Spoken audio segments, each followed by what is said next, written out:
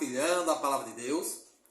Vamos dar continuidade, né? Nós estamos aqui na parte mais crítica, né? Na parte que José foi preso e levado ao sumo sacerdote. Nós vamos hoje de Mateus, capítulo 26. Vamos do versículo 57 até o 66. Vamos lá, né? Os que haviam prendido Jesus levaram-no à casa do sumo sacerdote, Caifás, onde estavam reunidos os escribas e os anciãos do povo. Quando Judas traiu Jesus, que veio com soldados, com aquele povo todo, amando, né, do sumo sacerdote, junto com os fariseus, aqueles que estavam querendo a todo custo prender Jesus, levaram até ele. E à noite, todo o conselho, todos os escribas e os anciãos do povo estavam lá. Com o intuito de quê? De condenar Jesus. É claro que nem todos que estavam lá queriam isso. Alguns nem sabiam o que estava acontecendo.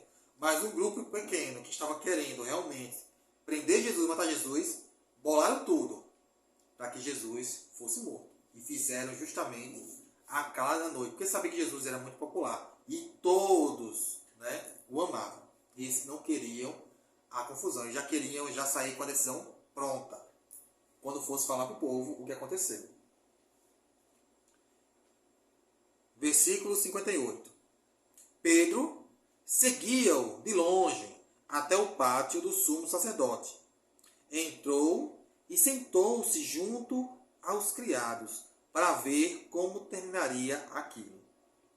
Pedro, quando todos os discípulos fugiram depois que Jesus foi preso, Pedro de longe acompanhou. E ele entrou, né, para você ver que o lugar onde estava o sumo sacerdote era um lugar muito grande. Foi no pátio do sumo sacerdote, onde eles se reuniam e faziam suas assembleias. E ele entrou por trás, ficou lá quietinho, se misturou aos empregados, fingindo que era um empregado lá que estava lá para servir. Simplesmente para ver como ia terminar. Porque nem Pedro sabia o que ia acontecer. Apesar de muitas vezes Jesus ter falado que o Filho do Homem ia morrer e tal, ressuscitar, parece que entrava no ouvido e saia no outro, né? Não entrava, não conseguia compreender.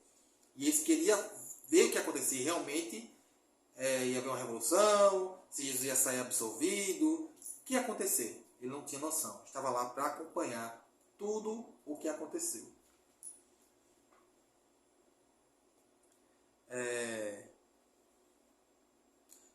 Vamos lá, no versículo 59. Enquanto isso, os príncipes dos sacerdotes, né, e todo o conselho procuravam um falso testemunho contra Jesus, a fim de o levarem à morte. Eles estavam procurando um falso testemunho, porque até o momento eles tinham inveja, queriam matar Jesus por causa da inveja. O povo seguia, o povo começou a ouvir o que Jesus pregava e não procuravam mais os fariseus. Eles não procuravam mais os sacerdotes, porque as palavras de Jesus tocavam mais os corações. E isso incomodou muito eles, porque eles estavam seguindo Jesus e não eles. E eles queriam achar alguma coisa, nem que fosse um falso testemunho para condenar a morte. Eles queriam calar a boca de Jesus. Essa é a intenção. Porque já que eles não tinham nada de concreto, eles queriam achar alguma forma de matá-lo. No versículo 60. Mas não conseguiram, embora se apresentassem muitas falsas testemunhas. Olha, eles estavam tentando. Trouxeram várias testemunhas. Mas por que não conseguiram? Mesmo as testemunhas mentindo. Porque a mentira ela não se sustenta. A mentira não se sustenta. Com certeza, quando um falava uma mentira, aí vinha outro e dizia outra mentira, e as duas mentiras não se casavam. Aí os outros que estavam lá, que foram convocados, estavam vendo tudo o que estava acontecendo, diziam, não tem lógica o que um está falando, com o que o outro está falando. Trouxeram muitas falsas testemunhas, mas nenhuma conseguia realmente pegar Jesus para que condenasse a morte.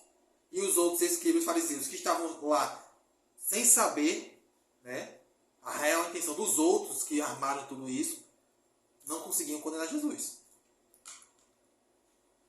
Versículo 61. Por fim, apresentaram-se duas testemunhas. Duas. Que disseram: este homem disse: posso destruir o templo de Deus e reconstruí-lo em 3 dias. Aí você vê que a palavra de Deus fala que é duas testemunhas. E as duas falam a mesma coisa. Que Jesus tinha falado isso. Aí vem a questão. Eles... é uma verdade. Jesus falou isso. Aí foi a chave. Que já chamou a atenção das duas coisas. Dando continuidade aqui no versículo 62. Levantou-se o sumo sacerdote e lhe perguntou: nada tens a responder? Ao que essa gente depõe contra ti?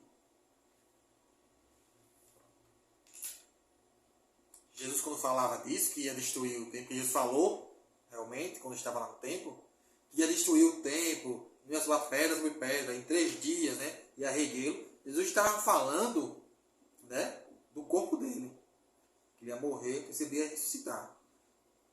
E na verdade, esse reguer o templo é reguer a sua igreja, a nova aliança, né? Mas ele estava entendendo o tempo de pedra e não compreendiam. Nem os discípulos dele, quanto mais eles que não acompanhavam Jesus, né? Aí o sumo sacerdote pergunta: e aí, em relação a isso, tem nada a dizer não?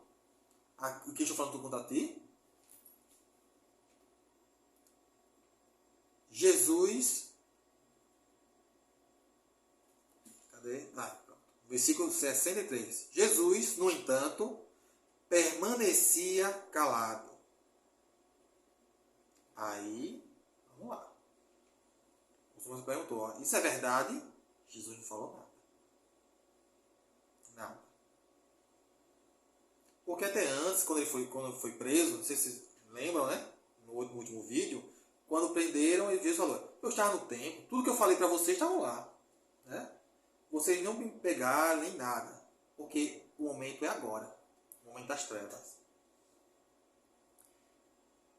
Como Jesus permaneceu calado, disse-lhe o sumo sacerdote: por Deus vivo, conjuro-te que nos diga se és o Cristo, o Filho de Deus.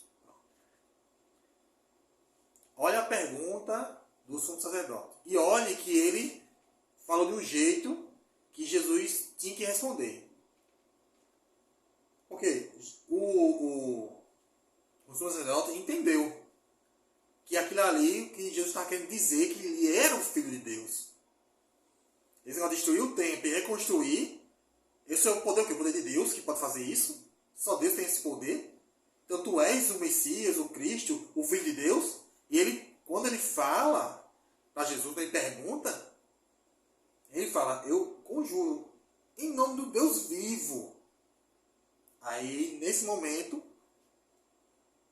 cadê aqui?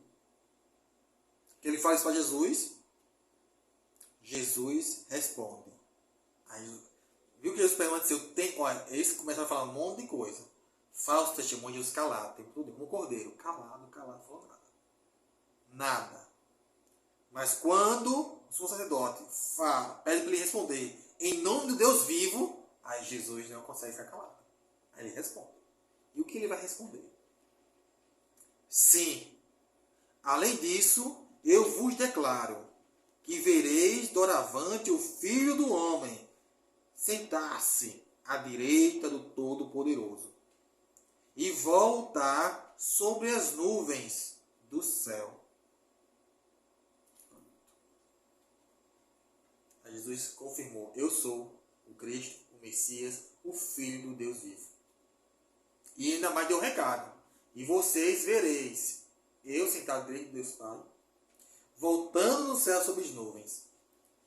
Bom, aí a pergunta que você pode fazer: Bom, Jesus morreu, ressuscitou, mas ninguém viu ele voltando das nuvens, ninguém viu ele sentado diante de Deus Pai. Mas isso aqui já foi da profecia, já da segunda vinda dele. E por que eles iam ver? Porque no último dia, no juízo final, vai acontecer o grande julgamento, onde os vivos e os mortos, todos juntos, verão a glória de Deus. Mesmo eles, que já morreram 2000 anos atrás, eles verão Jesus sentado à direita do Todo-Poderoso. E vai ver a glória de Deus.